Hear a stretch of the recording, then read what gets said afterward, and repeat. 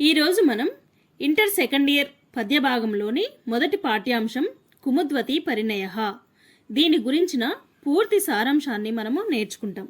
ఈ సారాంశంలో మొదటగా కవి పరిచయం, ఆ తర్వాత ముఖ్యమైన సారాంశాన్ని రాయాల్సి ఉంటుంది. కవి పరిచయానికి 1 మార్కు, ముఖ్యమైన సారాంశానికి 5 మార్కులు, మొత్తంగా 6 మార్కులను కేటాయించడం జరిగింది. పద్య భాగంలో మొత్తము లెసన్స్ 6 ఉన్నాయి. ఈ 6 సాధువర్తనం, గాయత్రి నీతి గీతావళి పోగా మిగతా 4 లెసన్స్లోంచి ఖచ్చితంగా 2 క్వశ్చన్స్ వస్తాయి.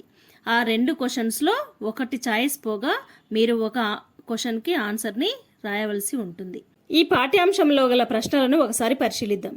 కుషుని సరయు విహారం, దాని పరిణామాన్ని వివరించండి. లేదా కుషుడు కుముద్వతిని ఏ విధంగా వివాహం చేసుకొనెను. ఈ రెండిట్లో ఏ ప్రశ్న వచ్చినా జవాబు ఆ పాఠ్యాంశం యొక్క సారాంశమే ఉంటుంది. దీనికి మొదటగా కవి పరిచయం రాయాలి. ఆ తర్వాత కొన్ని సైడ్ హెడ్డింగ్స్ పెట్టి రాసే ఉన్నాయి. ఆ సైడ్ హెడ్డింగ్స్ మాత్రం నేను ఏవి చెప్పను, మీరు ఆన్సర్లో చూసి సైడ్ హెడ్డింగ్స్ని ప్రాక్టీస్ చేయండి. నేను మాత్రం ఒక స్టోరీ లాగా చెప్పుకుంటూ వెళ్తా, ఒక కవి పరిచయం మాత్రం చెప్తా. ఓకేనండి. కవి పరిచయం.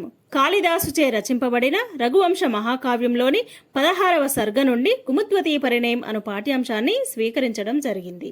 శ్రీరాముని కుమారుడు కుషుడు. ఇతను అయోధ్యను ప్రజలు మెచ్చే విధంగా పాలించుచున్నాడు.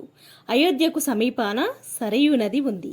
అయితే ఒకరోజు పవిత్ర సరయూ నదిలో జలవిహారం చేయుటకు తన భార్యతో సహా వెళ్ళాడు. సరయూ నదిలో కొంత సమయం పాటు జలక్రీడలాడి బయటికి వచ్చాడు కుషుడు. అయితే ఒకప్పుడు శ్రీరాముడు తన కుమారుడైన కుషునికి అయోధ్యకు రాజును చేయడంతో పాటుగా జైత్ర విభూషణం అనే ఒక దివ్యమైన కంకణాన్ని కూడా ఇచ్చి ఉన్నాడు. ఈ సరయూ నది జలవిహారంలో తన తండ్రి అయిన శ్రీరాముడు ఇచ్చిన దివ్య కంకణం మునిగిపోయింది. కుషుడు చాలా బాధపడ్డాడు. నిజానికి అలాంటి దివ్య కంకణాలు ఎన్నైనా చేయించుకోగలడు. గొప్ప సంపదలు కలిగిన కుషుడికి బంగారు ఆభరణాలు సాధారణ పువ్వులతో సమానం. అయితే తన తండ్రి ఇచ్చిన కానుక కాబట్టి కుషుడికి అది ప్రత్యేకమైనది.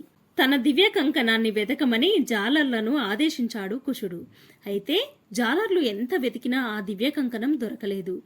జాలర్లు నదిలో కుముదుడు అనే ఒక సర్పరాజు ఈ ఆభరణాన్ని దొంగిలించి ఉంటాడని చెప్పారు కుషుడికి. ఇది విన్న కుషుడికి సర్పరాజుపై చాలా కోపం వస్తుంది. వెంటనే కుముదుడనే సర్పరాజుపై ప్రయోగించడానికి గరుడాస్త్రాన్ని బయటికి తీస్తాడు కుషుడు గరుడాస్త్రాన్ని బయటకు తీయగానే కుముదుడు అనే సర్పరాజుకి భయం వేసింది. కుముదుడు కుషుడికి తల వంచి నమస్కరించి ఇలా అన్నాడు: రాజా, పూర్వీకుల నుండి మనం స్నేహితులమే. నేను మీకు అపకారం చేయను. దయచేసి గరుడాస్త్రాన్ని ప్రయోగించకండి. మీ దివ్య కంకణాన్ని మీకు ఇవ్వడానికే వచ్చాను అంటాడు. ఆ దివ్య కంకణాన్ని చూసిన కుషుడు చాలా సంతోషించి గరుడాస్త్రాన్ని ప్రయోగించకుండా విరమించుకుంటాడు. వినయంతో లొంగిపోయిన వారి పట్ల కోపాన్ని ప్రదర్శించరు సజ్జనులు. అందుకే వినయంతో లొంగిపోయిన సర్పరాజు పట్ల కుషుడు కోపాన్ని ప్రదర్శించలేదు. కుముదుడు కుషుడితో ఇలా అన్నాడు: ఓ రాజా, ఈ కంకణం నా చెల్లెలు కుముద్వతి ఆటలాడుచుండగా దొరికింది. ఆమె కుతూహలం కొద్దీ తీసుకున్నదే గాని దొంగిలించుటకు కాదు. రాజా, ఈ దివ్య కంకణంతో పాటు నా చెల్లెలు అయిన కుముద్వతిని భార్యగా స్వీకరించమని కోరతాడు సర్పరాజు. కుషుడు కుముద్వతిని వివాహం చేసుకుంటాడు. కుషుడు సరయూ నది విహారానికి వెళ్లి తన జైత్ర విభూషణాన్ని పోగొట్టుకుని తిరిగి పొందాడు. ఈ క్రమంలో కుముద్వతిని కుషుడు వివాహమాడే శుభపరిణామమే ఈ కుముద్వతి పరిణయము.